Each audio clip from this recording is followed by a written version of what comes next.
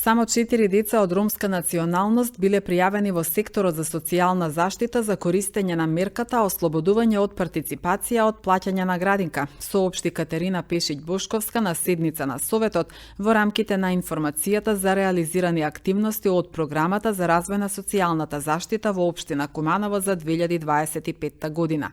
Председателката на Советот Ивана Ѓоргиевска побара одговор од Одделението за социјална заштита, заштита на децата и здравствена заштита, кои се причините за неискористувањето на мерката, иако општината обезбедила средства од буџетот. Може би да отвориме една тема која што според мене е многу битна за Куманово.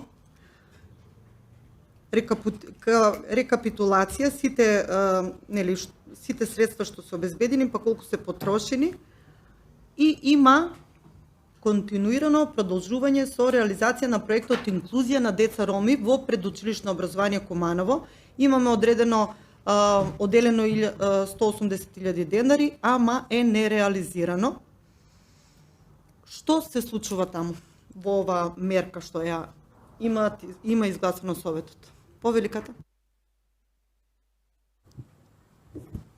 Значи вака, оваа мерка е во Одделението за социјална заштита, односно во програмата се провлекува години наназад. Овие 180.000 денари стојат секогаш како предвидени, меѓутоа никогаш не се ниту дадени на секторот, односно во програмата, ниту се реализирани.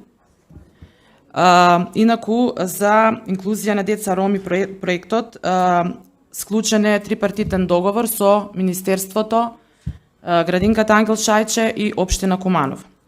Во претходните години, колку што сум запознаена, имаше проект каде што децата роми има обезбедено превоз, меѓутоа не знам дали е користен, односно е користена таа мерка, подоцна, значи повторувам само дека го имаме бидејќи се склучува договор, реално тој договор постои, но не се реализира,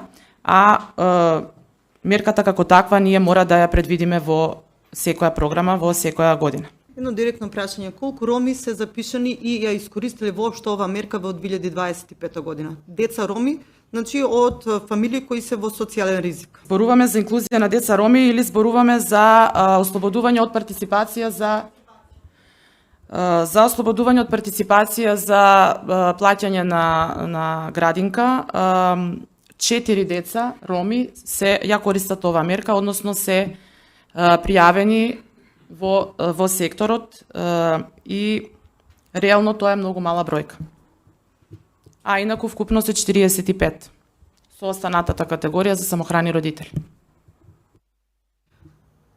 Таму гледам дека има останато средства кои се нереализирани. И мене ми е чудно затоа што голем број на ромски семејства се под социјално. Зошто не се ги запишуваат нивните деца? Што знаете вие од терен, каква е состојбата? Затоа што општина Куманово нуди, дава средства да се ослободат од партиципација, едноставно помага на сите, особено на ромските семејства, и не се користи доволно таа мерка.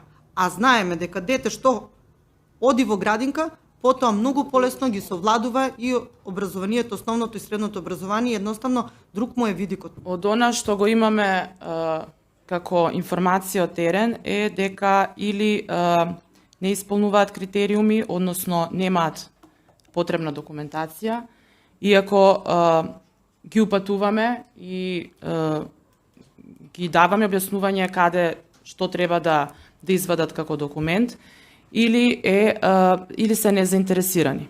Значи фактичката состојба е таа, ние ги имаме тие мерки и имавме, чинам дека кога се донесуваше програмата, не сум сигурна, советникот од Левица имаше критика дека се прави дискриминација затоа што се оделуваат ромите како националност, меѓутоа ние немаме никаква, не можеме никако на поинаков начин да ги помогнеме доколку не ги оделиме како категорија на граѓани на кои што навистина треба да им се помогне, особено на деца од предучилишно образование.